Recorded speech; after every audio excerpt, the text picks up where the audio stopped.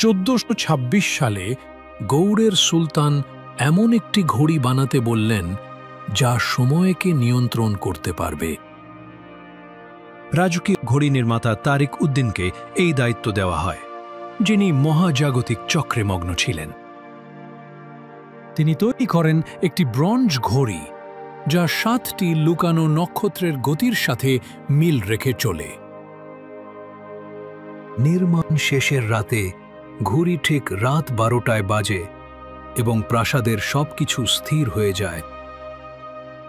তারিকই ছিল একমাত্র ব্যক্তি যার নড়াচড়া বন্ধ হয়নি। সময় থেমে গিয়েছিল তার ছাড়া সবার জন্য। সে ঘুরে বেড়ায় ঘণ্টার পর ঘণ্টা, গোপন কক্ষে, নিষিদ্ধ ভল্টে, যেখানে কেউ ঢোকার কথা না।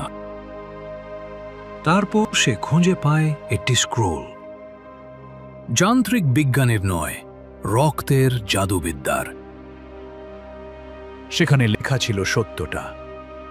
ঘড়িটি সময় থামাতে নয়, সময় চুরি করতে বানানো হয়েছে।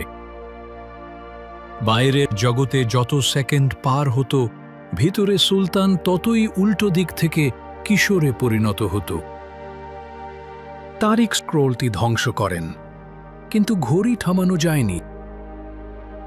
তাই সে অকল্পনীয় কিছু করল।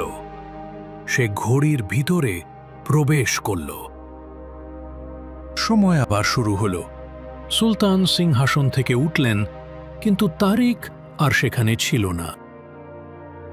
ঘড়িটি সিল করা হয়।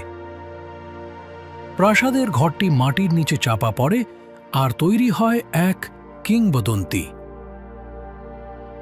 কেউ কেউ বলে আজকের মালদার নিচে এখনো চলছে সেই ঘড়ি।